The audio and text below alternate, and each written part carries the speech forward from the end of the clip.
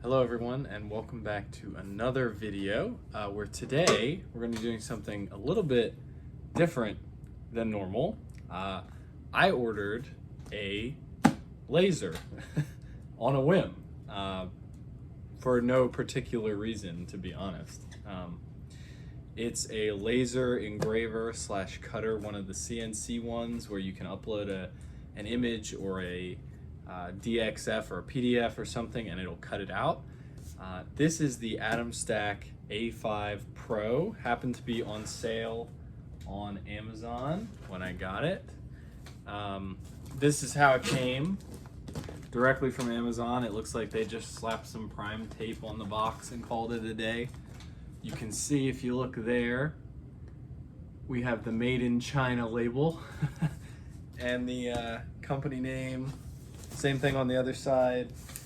You know, about what you'd expect. So let's go ahead and open this up. It's taped up pretty well. So the Atomstack A5 is supposed to be a 40-watt laser with an output power of between 5 and 5.5 watts. That's not a huge amount as far as lasers go, but it should be enough to engrave wood and metal, aluminum specifically. It might have a tough time with stainless steel, we'll see. And it should be able to cut relatively thin wood. So hopefully that's how it works out. Full disclosure, I paid about $250 for this. It was on sale. I think full price it's $370. But you know, I am studying mechanical engineering, so I love stuff like this. And the idea of having a laser that I could use for hobby purposes was too enticing to pass up. So let's go ahead and open it up here. Okay. So first off, just a big sheet of foam. Take that off. Put that down over there. And you can see we have everything in the kit here. Here's our user information. Hold that up for you. Yeah, there we go. As I said, it's the A5 Pro. There's also just the normal A5 as well as the A5 Pro Plus. The A5 is a 20-watt laser with a lower output power, and the Pro Plus I think is a slightly nicer laser. I'm not sure. So let's see what we got here.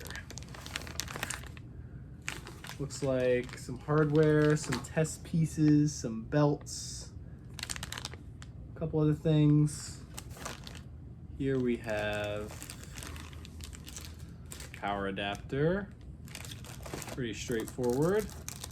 It's a standard 3-prong 120 volt, not one of the big 240 volt ones. Safety glasses, very important when working with lasers. USB cable for connecting to your computer. Some kind of dinky little brush, I guess, for debris. Okay, let's see. This looks like an electronics housing. Yeah, you're probably not going to be able to see that, but it looks like an electronics housing. It's got a plug on this side. So there's that. And then we also have the actual frame, which is right here.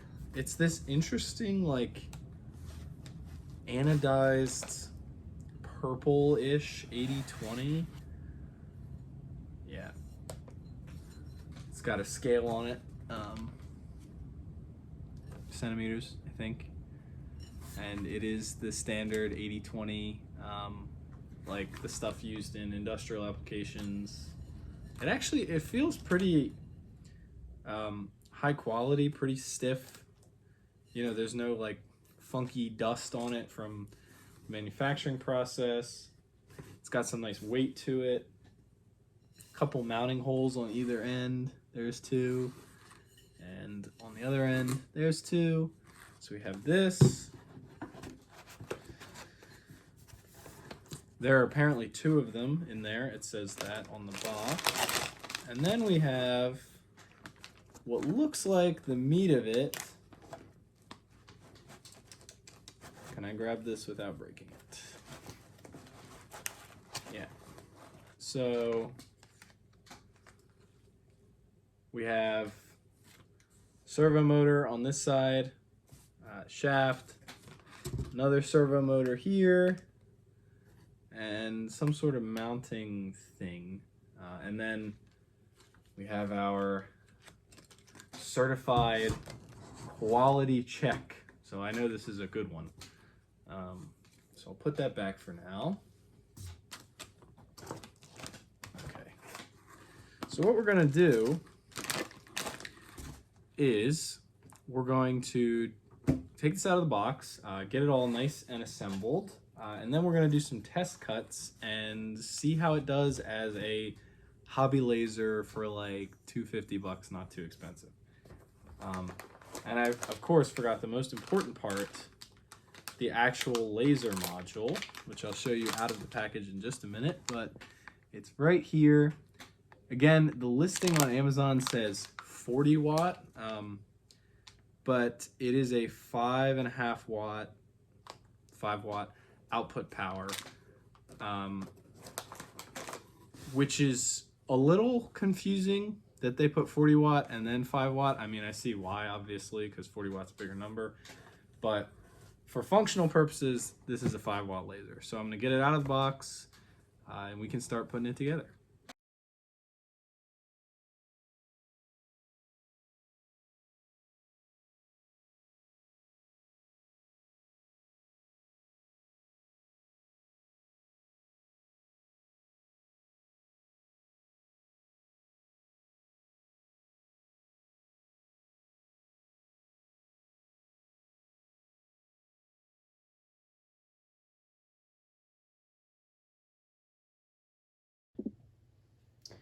So I've discovered in my construction process here that the cutter is actually bigger than I thought it was. The cutting area is 400 millimeters by 410 millimeters, which is about 15 by 15 inches. But this dinky old Wolfcraft table, which is actually a router table, is not big enough to hold it. So we're gonna have to do a quick little change of scenery and find something a little bigger to set this down on. So I've literally just taken a random plywood board that was laying around down here and clamped it, as you can see here, to the router table underneath. I will measure the footprint of this machine and tell you guys that so you can make sure you have a big enough working surface when you're putting it together.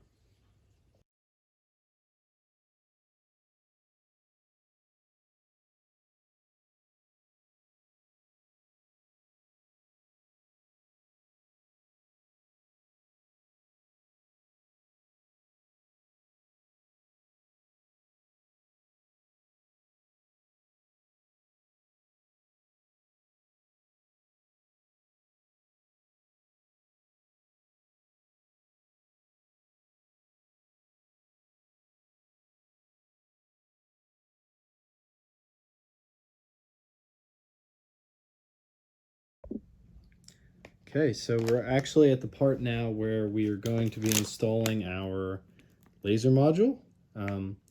This is a diode laser. That's the type of laser that this Atomstack is. There's also what's called a CO2 laser and a fibrous laser, both just different types.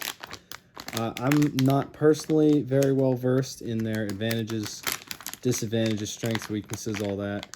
So if you're interested, I'm sure there are plenty of videos you can find that will tell you a little bit about it. But I do know that this one is a diode laser, and you can see we have the actual module right here. It says Atomstack on it. It's got the laser class, a couple warnings, some heat sinks. I assume this thing gets pretty hot. There's a little printed PCB on the top here. Get that in the light.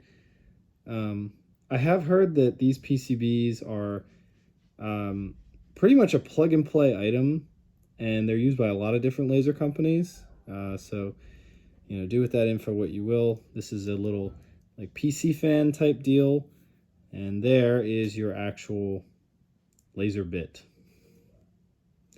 Pretty cool. So another important thing with a laser like this one is these, I guess you could call them amber colored guards. As it says on the laser module for this thing, it is a class 4 laser, and you can see that right there. I don't know exactly what class 4 means, but I know it means dangerous.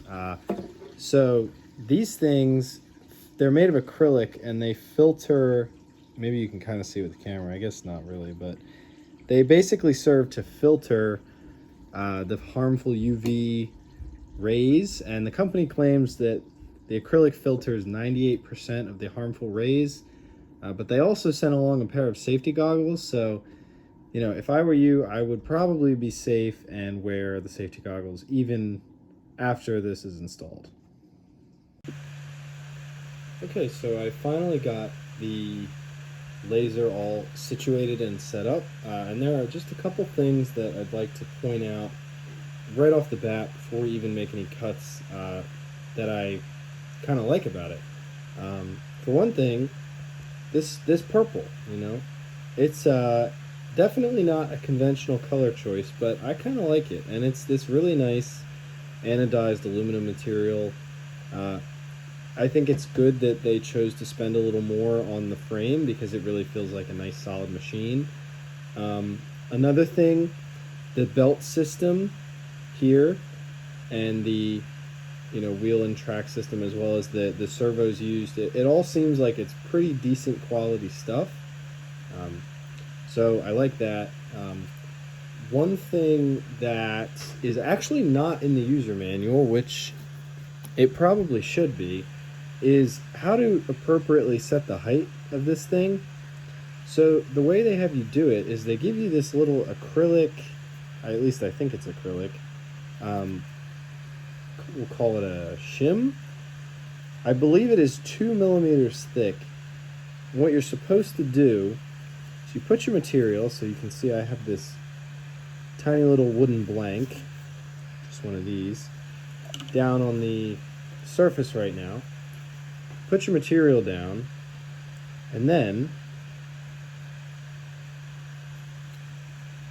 from there you take your acrylic shim, put it on top of your material,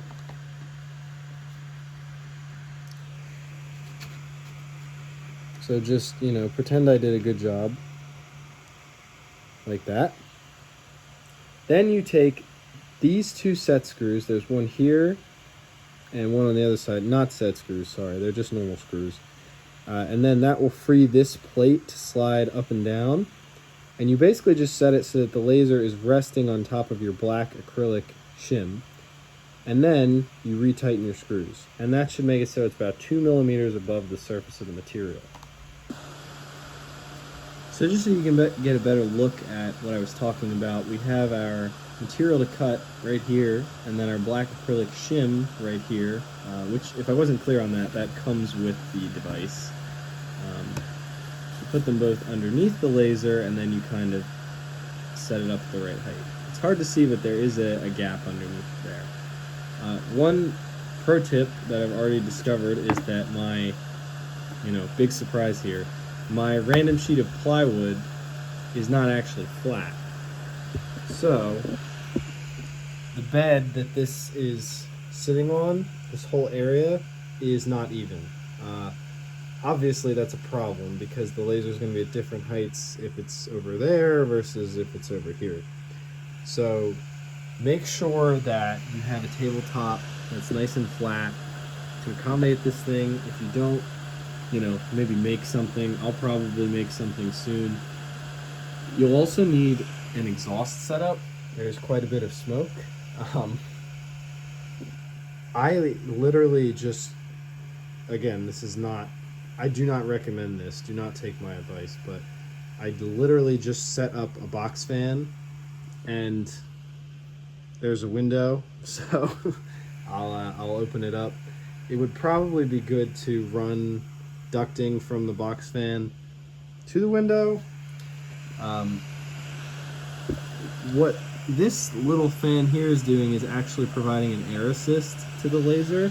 If you can hear that buzzing right now in the background, that's the sound of the fan. But yeah.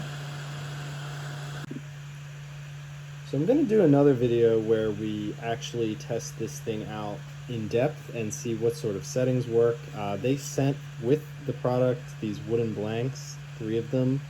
They're really, I mean, you know, obviously they're cheap wood. You know, they bend pretty easily. You know, nothing to write home about. There's 3 of those.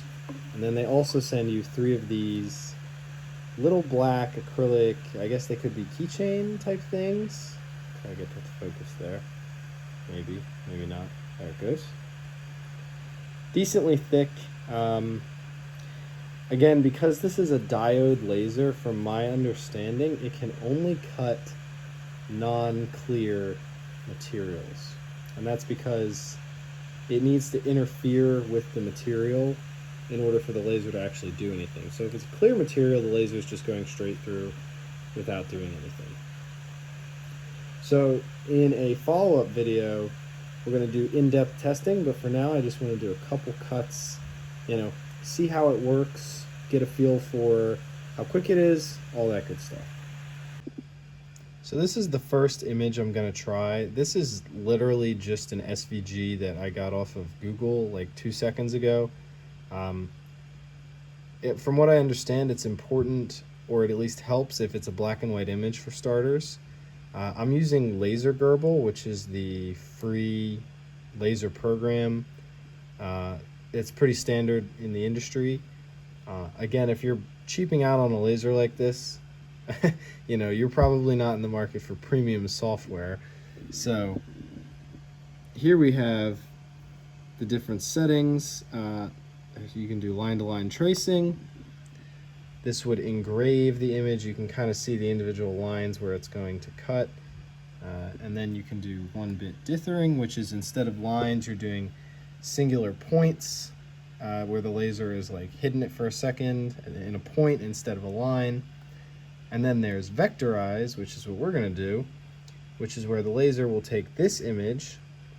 It found the edges of it automatically in the program, and it's going to cut it out of the wood piece underneath. So with Laser Gerbil, you can frame the outline of where you're going to cut. So I'm going to demonstrate that now. I'm going to hit the frame button, and you'll see the laser is framing the outer edges of the image that we've uploaded for it to cut. It's a good way to make sure you're not going to cut off of your material, and, you know, make sure that you're in the right place. So now, I don't really know if this is going to work or not, but I'm going to turn our fan on and we're going to try to cut this. Okay, so I've turned on the fan. I'm going to hit the play button. We're going to start with just 1 pass, and then if it looks like it doesn't cut all the way through, we'll do more passes.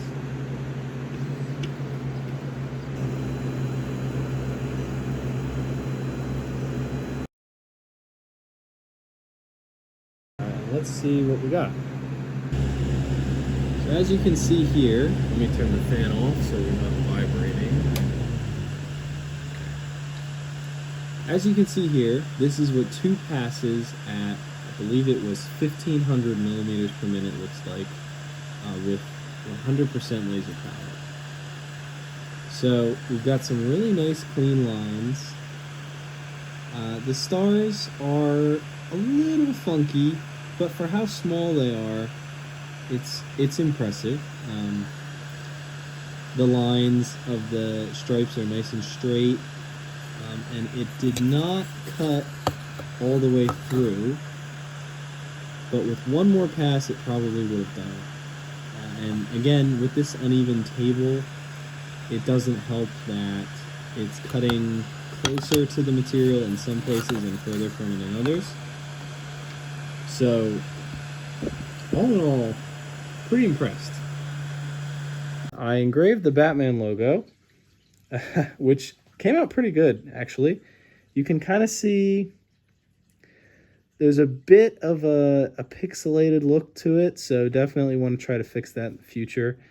And then I cut out of that this little tiny YouTube logo.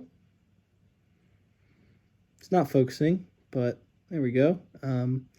Yeah, it cut really well. I actually don't remember what speed I did it at, but it did it quite quickly, and I did like maybe 10 passes, and it cut through very nicely. Yeah, so again, future videos I will do some recommended settings and how to make cuts versus how to engrave.